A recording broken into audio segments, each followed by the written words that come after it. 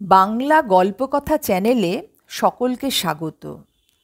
আজকের নিবেদন আশাপূর্ণা দেবীর লেখা মনের গহনে। ধপধপে রং, দপদপে মুখ, নিটোল গঠন আর অটুট স্বাস্থ্য। একদিনের জন্য কেউ মাথা ধরে পড়ে থাকতে দেখেনি। চওড়া করে পরা সিঁথির সিঁদুরে, চওড়া লাল পাড় গরদের শাড়িতে আর সকলের ওপর মুখের চিরস্থায়ী হাসিটিতে দেখলেই মা বলে ডাকতে ইচ্ছে হয়। গায়ে অলঙ্কারের প্রাচুর্য নেই, শুধু দুহাতে 22 ভরি ওজনের মিছড়িদানা চুড়ি, গলায় মোটা গোট হাড়ের গোছা। বনেদি বংশ, ঠাকুর দেবতা, ক্রিয়াকর্ম, 12 মাসে 52 পার্বণ। সেমিজ ব্লাউজ পরে সেজে বেড়াবার অবকাশ নেই, রুচিও নেই। এই বৃহৎ পরিবারের সর্বময়ী কর্ত্রী হবার মতো বুদ্ধি ও যোগ্যতা তাঁর আছে। বড় তরফের ছোট গিন্নি। ছোট বটে, আসলে তিনিই সর্বে সর্বা। বড় কর্তা ও বড় গিন্নি অনেক কাল মরেছেন। তাদের 7 বছরের ছেলের মা সেজে 16 বছর বয়স থেকে ছোট গিন্নি সেই যে সংসারের হাল ধরে দাঁড়িয়েছেন, আজ পর্যন্ত একদিনের জন্য সে মর্যাদা ক্ষুণ্ণ হতে দেননি। এখন এক মুহূর্ত ছোট মাকে না দেখলে যেন এত বড় জমিদার বাড়ি অচল হয়ে দাঁড়ায়।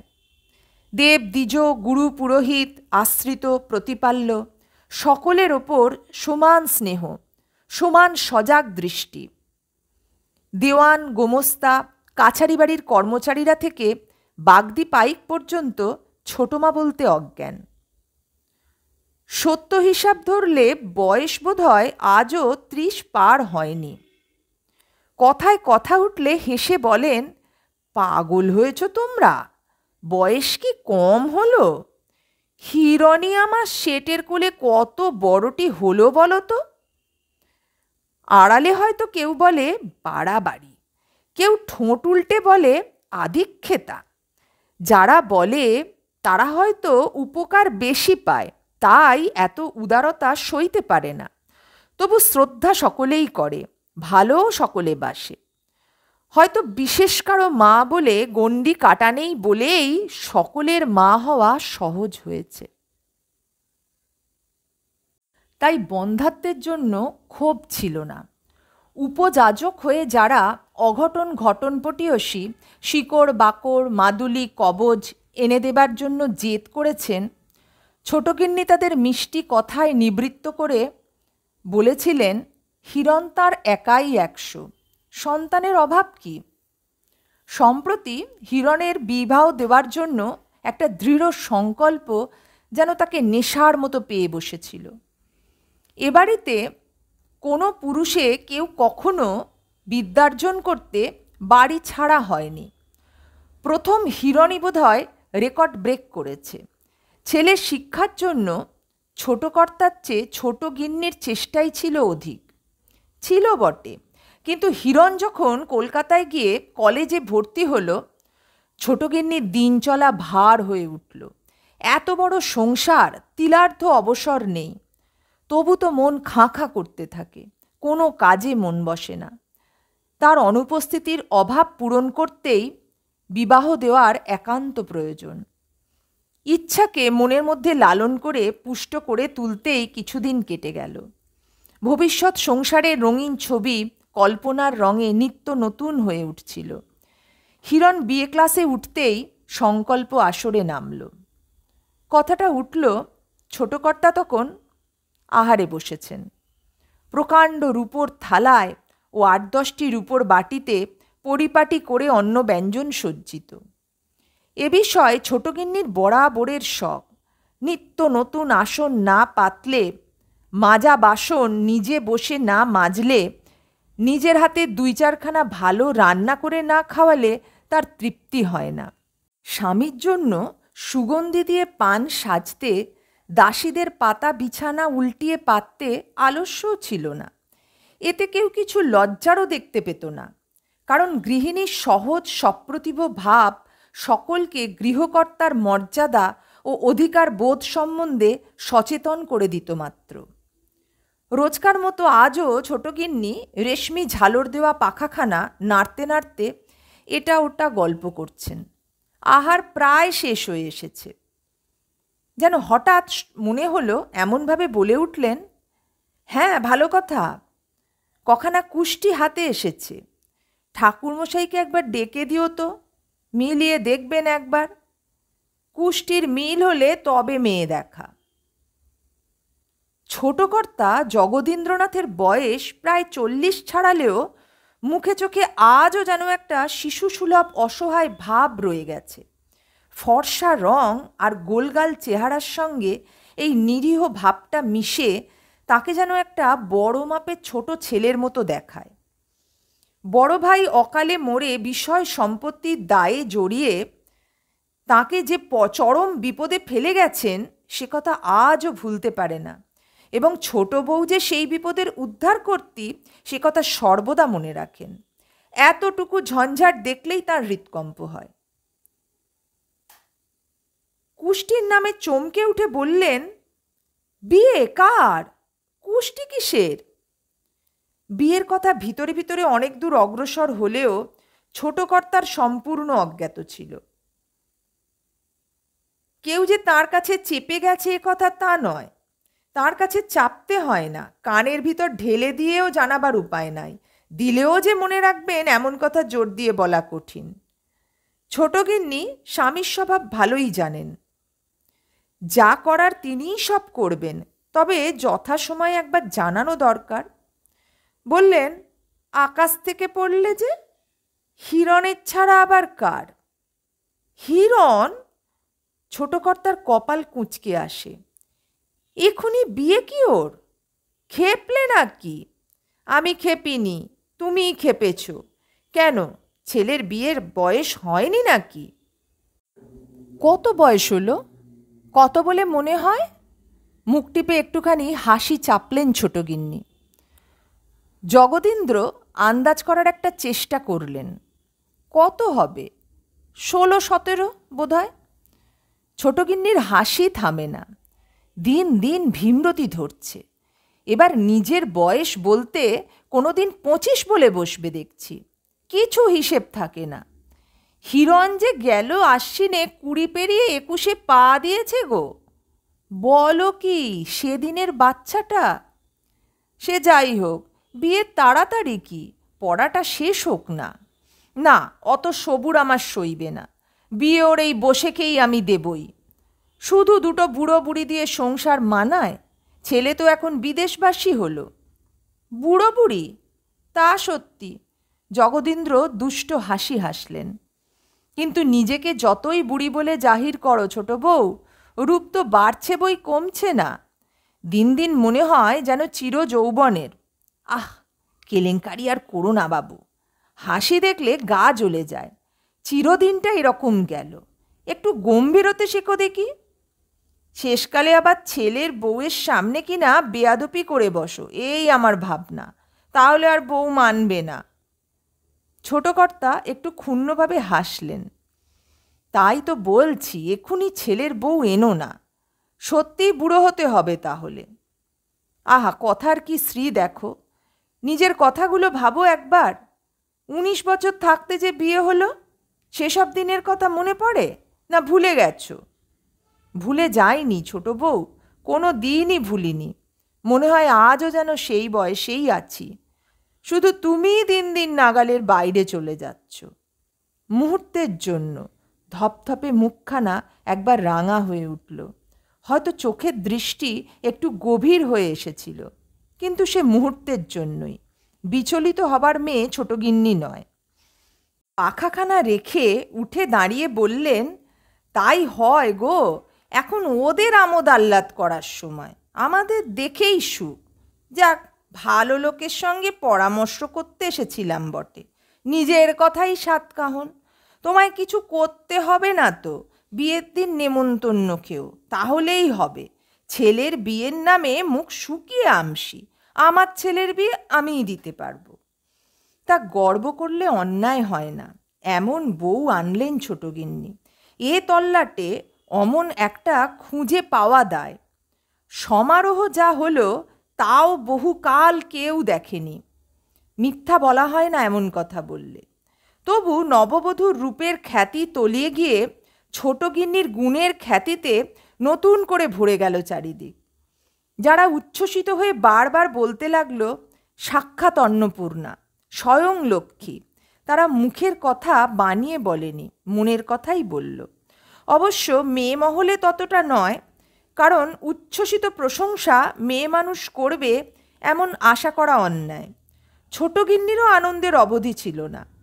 সহস্র কাজের মধ্যে কখনো বধূর ঘরে এসে ঘুরে ফিরিয়ে দেখছেন, চিবুক ধরে অভ্যাগতা কুটুম্বিগণকে ডেকে বলছেন,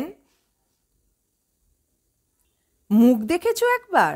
ভাস্করের হাতে কুঁদে কাটা মুখ, দুধে আলতা গোলা এমন রঙই বা কটা দেখেছ তোমরা বলো সব? বিধাতা নির্জনে বসে গড়েছেন। লোকে আপ্যায়িত করে বলল, তা এমন না হলে মানাবে কেন? শাশুড়ির পাশে দাঁড়াবার যোগ্যী হওয়া চাই তো। শাশুড়ির সঙ্গে তুলনা করো না বাবু, কিসে আর কিসে। একজন পিশাশুড়ি এগিয়ে এসে বললেন, তা হোক, শাশুড়ির মতো গুণ পেলে তবে বলি ধন্যী। রূপ তো দুদিনের, গুণ চিরদিনের। আর শাশুড়ির মতো গুণ পেতে হবে না। তোমরা আশীর্বাদ করো, বৌমা আমার বছরের ভেতর ছেলে কোলে করে বসুক, আমিও নাতি বুকে করে বাঁচি। ব্যস্ত হয়ে ছোট গিন্নি অন্য কাজে প্রস্থান করলেন। বিবাহের গোলমাল চুকতেই জমিদার বাড়িতে আবার একটা উৎসব লাগলো। কুলগুরুকে ভাটপাড়া থেকে আনিয়ে ছোট গিন্নি ঘটা করে দীক্ষা নিলেন। লোকজন আবার বিস্তর এলো। কাজ চুকিয়ে আপন আপন স্থানে ফিরেও গেল। শুধু পিস্তুত ননদ কমল মঞ্জরীকে ছোট গিন্নি ছাড়তে চাইলেন না। কমলের স্বামীর চাকরি বিদেশে বিদেশে, আশা বড় একটা হয়ে ওঠে না। বিবাহেও কোলের ছেলের অসুখ বলে আসতে পারেনি, এই উপলক্ষে এসেছে। কমল এবাড়ির ভাগী নেই, আগে প্রায়ই এখানে যাওয়া আসা ছিল। ছোট বউয়ের সঙ্গে সমবয়সী। বধূ জীবনে তার সাহচর্য ছোটগিন্নির একান্ত কাম্য ছিল। বাড়ির লোককে লুকিয়ে স্বামীর সঙ্গে গোপন মিলনের সহায়তা করতে, আবার বেচারা বরকে নাকাল করার নিত্য নতুন উপায় আবিষ্কার করে দিতে তার জুড়ি ছিল না। মনের কথা ব্যক্ত করার এমন অন্তরঙ্গ সখীও আর ছিল না। এ বয়সে সে অন্তরঙ্গ সখীত্ব আর থাকে না সত্যি, কিন্তু তবু বহুকাল পরে দেখলে আনন্দ হয়। হেসে নন্দাইকে বললেন, এখন ভাই একলাই ফিরতে হবে, ননদটিকে ছাড়ছি নে। একচেটে অধিকার করে রেখেছ একেবারে, আমাদেরও কিছু ভাগ আছে। ভদ্রলোককে অগত্যাই কাষ্ঠ হাসি হাসতে হয়। বেশ তো, রাখুন না, যতদিন ইচ্ছে। এরপর উনি নিজেই না আপনাকে ব্যস্ত করে তোলেন, এই ভয়। স্বামীকে বিদায় দিয়ে কমলের মন ভালো ছিল না। অন্ধকার ঘরে শুয়ে কোলে ছেলের গায়ে হাত বোলাতে বোলাতে কমল ভাবছিল, চলে গেলেই হয়। কদিন আগের মতো তেমন ভালোও লাগে না এখানে থাকতে। তখন মামার বাড়ি আসার সে এক আলাদা স্ফূর্তি। এখন থাকা কতকটা যেন চক্ষু লজ্জায় পড়ে। সহসা দরজার শব্দে চমকে উঠলেন। কে? আমি গো, আমি। ভয় পেলে নাকি? না, ভয় আবার কি, দৌড় দেব বলে উঠি উঠি করছিলাম। তুমি আজ আবার এখানে কি করতে? কাজকর্ম চুকলো, কুটুম্ব সাক্ষেত সব বিদায় হলো, ছোটদা বেচারাকে আর কষ্ট দেওয়া কেন? আমাকে আকলাতে হবে না, একলা বেশ থাকবো। পাশের বিছানায় ধপাস করে শুয়ে পড়ে ছোটগিন্নি বললেন, তোমার ছোটদাকে ত্যাগ দিয়েছি। কথা ছিঁড়ি দেখো, যা বেরো, দূর হ। যাব কোথায়? এইখানেই স্থিতি। তার মানে? কমলের স্বর তীক্ষ্ণ হয়ে ওঠে। ছোটগিন্নি হাসতে থাকেন। তুইও যেমন ঠাকুরছি, বুড়ো বয়সে আর বরের মন জোগানো পোষায় না। ছেলে বৌমা মনে করবে কি? ম্যাগো, ছি, ছেলের বিয়ে থেকেই এ ব্যবস্থা বহাল। কমল বড় বিরক্ত হলো। তিক্ত স্বরে বলল, ছেলে ছেলে করে বাড়াবাড়ি করিস নে ছোট বউ, যা রয় সয় তাই ভালো। তাই কদিন দেখছি ছোটদা বেচারার যেন মনে সুখ নেই। আমি বলি, কাজের ঝঞ্ঝাট তাই, তোমার ভেতর এত ভিটকিলেমি তা কে জানে। ছোট গিন্নির স্বভাবসিদ্ধ হাসি আরও বাড়ে। ওদের কথা বাদ দে ঠাকুরজি, বেটা ছেলে 60 বছরেও সাবালক হয় না, তাই বলে আমাদের ধম্মকম্ম করতে হবে না। গুরুদেব বলেছেন, এক প্রহর রাত থাকতে জপ অভ্যেস করতে পারলে তবে যদি কিছু হয়। হয় তোমার মাথা, মুখের কথা বলতে তো পয়সা লাগে না।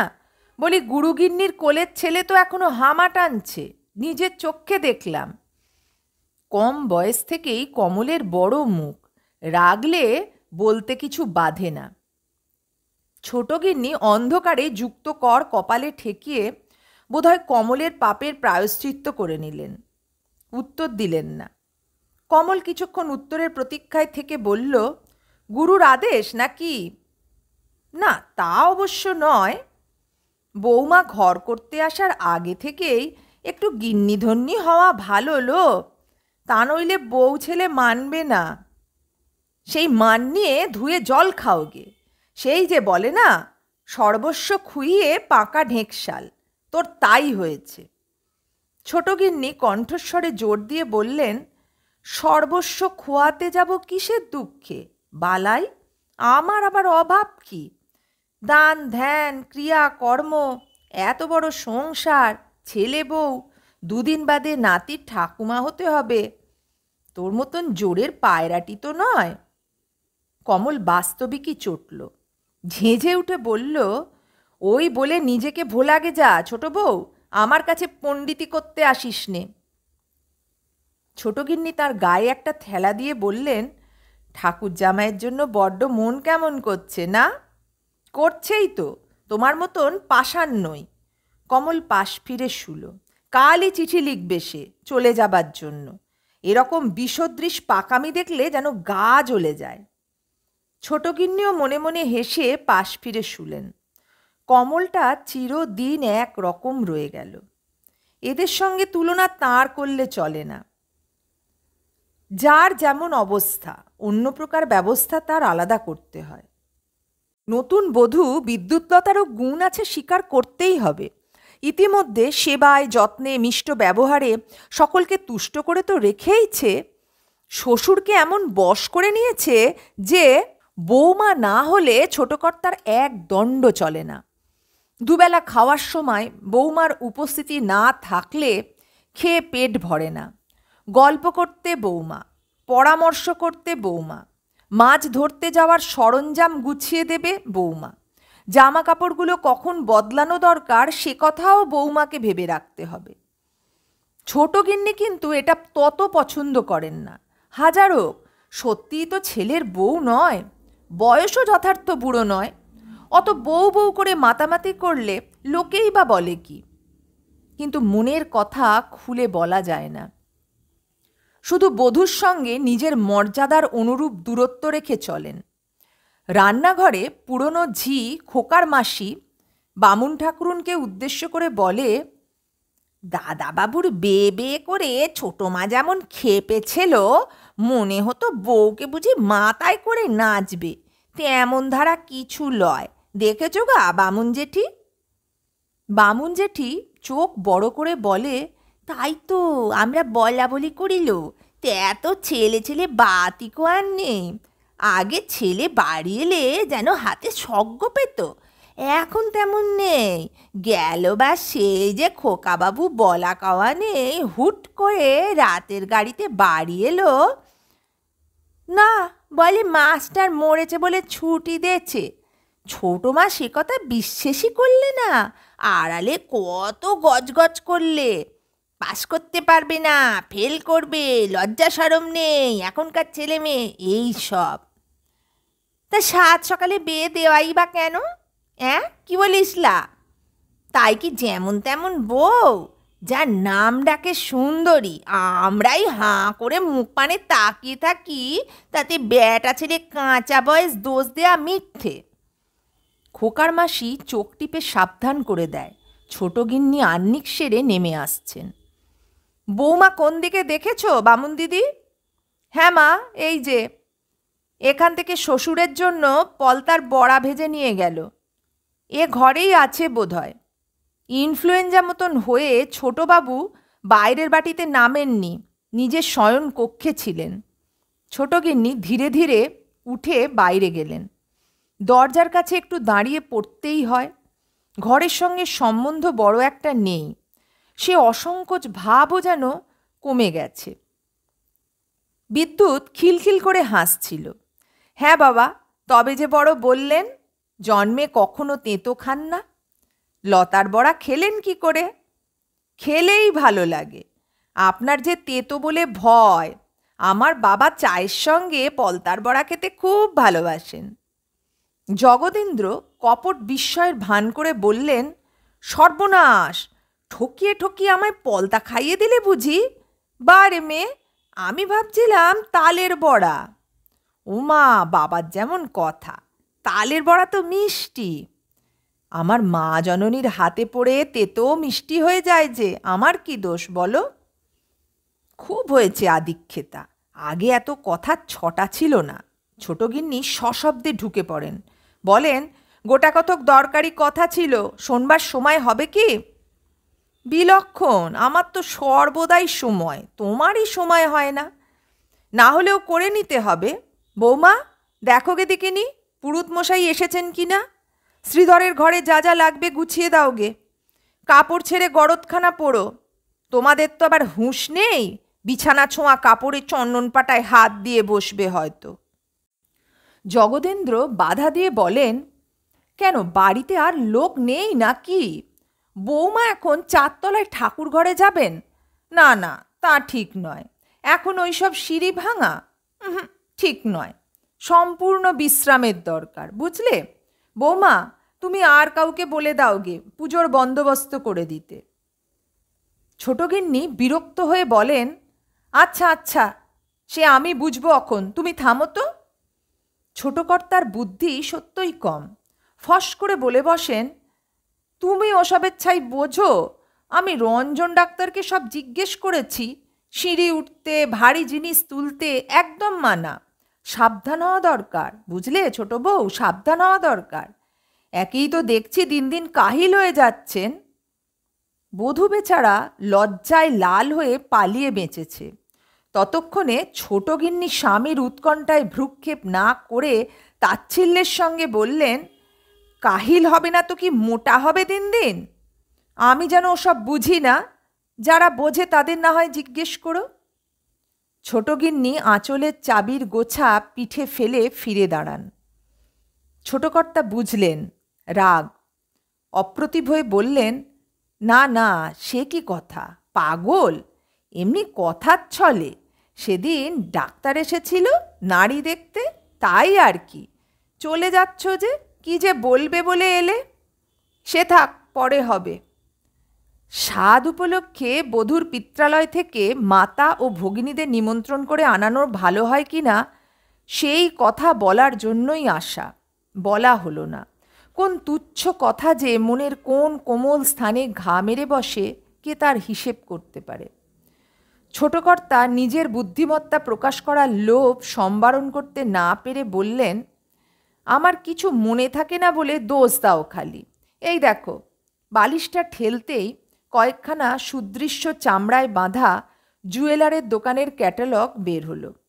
কলকাতার প্রধান দোকান থেকে আনানো। ছোটগিন্নি গমনোন্মুখ গতিকে ফিরিয়ে নিয়ে বললেন, ও কি হবে?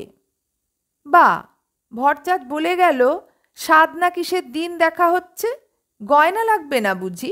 সকলে দেখে পছন্দ করে রাখো না। ওসব এখন লাগে না, পরে হবে। স্থির স্বর গম্ভীর হয়ে আসে। আরে, আমি এত ব্যস্ত হয়ে আনালাম। হীরের একটা বালা আমার খুব মনে লেগেছে। আচ্ছা, দিলে আর দোষ কি? অধিকন্তু ন দোষায়, কি বলো?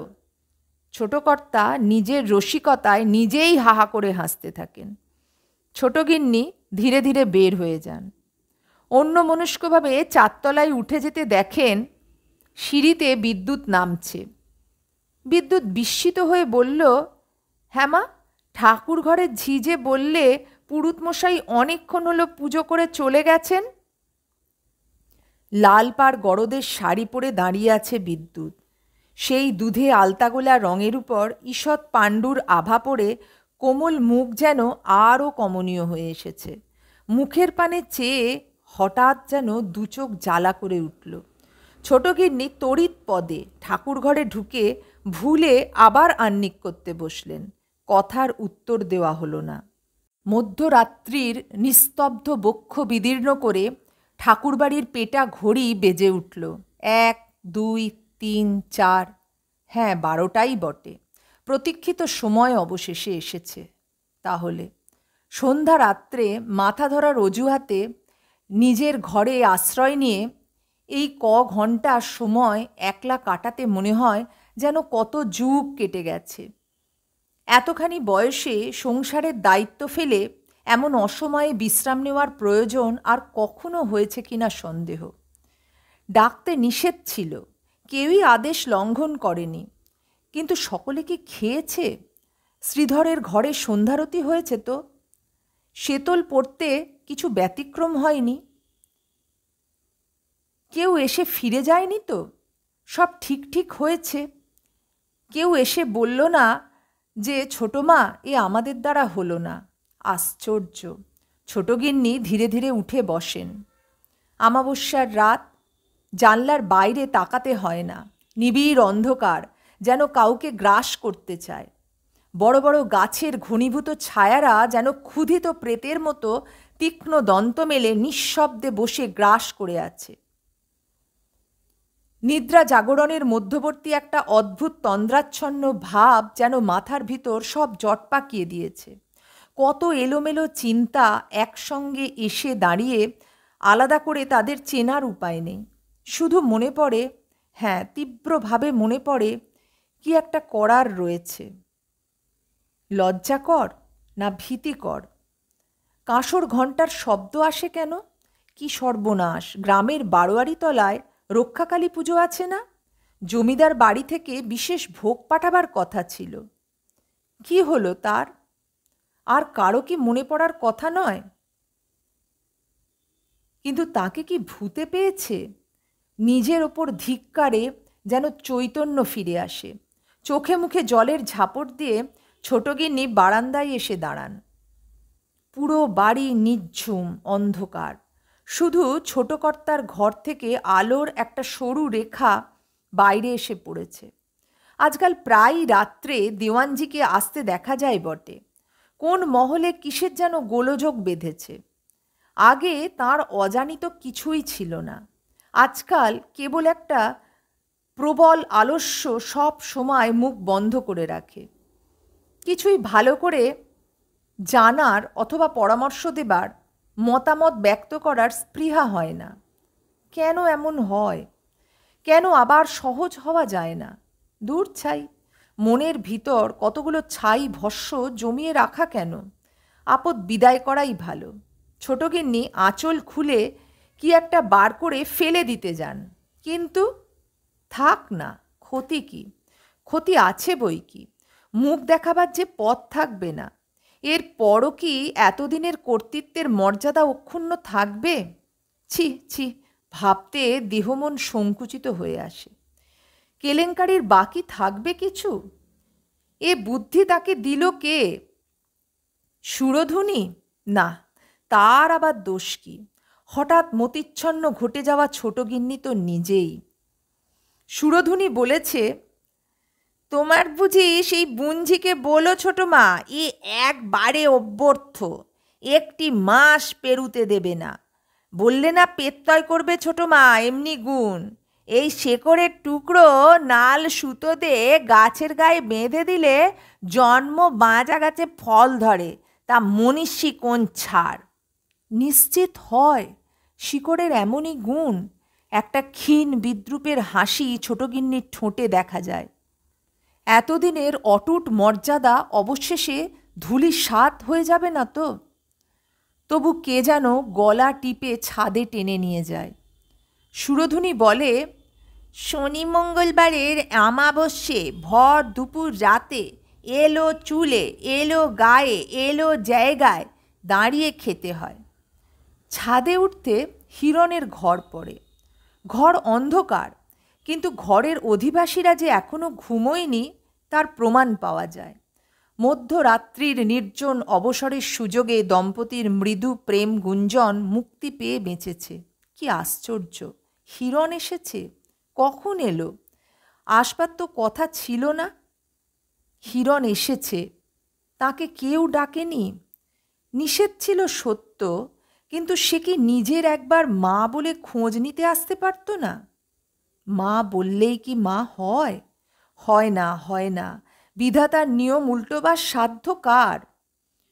গুরুজন হয়ে আড়ি পাততে নেই, কিন্তু কানে এসে গেল উপায় কি? একটা স্বর মৃদু কোমল, লজ্জায় ভারী, অপরটা আবেগ ক্ষুব্ধ চঞ্চল। তুমি এমনি ঘন ঘন আসো যে, লজ্জা করে না বুঝি? বারে, নিজের বাড়িতে আসতে মানুষের লজ্জা করে নাকি? বেশ মেয়ে তো। আর পড়ার কত ক্ষতি হয় যে। হয় না? রাগ করছো? পরীক্ষার ফল খারাপ হওয়া বুঝি ভালো? হ্যাঁ, ভালো, খুব ভালো। কেন নয়? সমস্ত ইচ্ছে আকাঙ্ক্ষাকে চেপে রেখে মনের সুখ শান্তি নষ্ট করে পরীক্ষার গোটাকতক নম্বরই বেশি পাওয়াই কি সবচেয়ে ভালো? কথার উত্তর দিতে পারে মৃদু স্বরের এমন ক্ষমতা নেই। তবু দুর্বল অনুযোগের ভঙ্গিতে বলে, আমার কিন্তু বড়, হয়তো বলার ইচ্ছা ছিল, লজ্জা করে। কিন্তু কথার দুয়ার বন্ধ করে দিলে কথা কওয়া যায় কি? আর দাঁড়াতে সাহস হয় না। ছোটগিন্নি দ্বিধা কাটিয়ে ধীরে ধীরে ছাদে উঠে আসেন। অমাবস্যা কি এত অন্ধকার? আকাশে তারাও নেই নাকি? এই নিদারুণ অন্ধকারে নিজেকে নিজের দেখতে পাওয়া যায় না, তাই রক্ষা। দূরে কার জুতোর শব্দ মিলিয়ে আসে। দেওয়ানজির বোধহয় কাজকর্ম মিটেছে। হ্যাঁ, সেই আলোর রেখাটাও কখন যেন নিভে গেছে। মানুষ কি এত শীঘ্র ঘুমিয়ে পড়ে?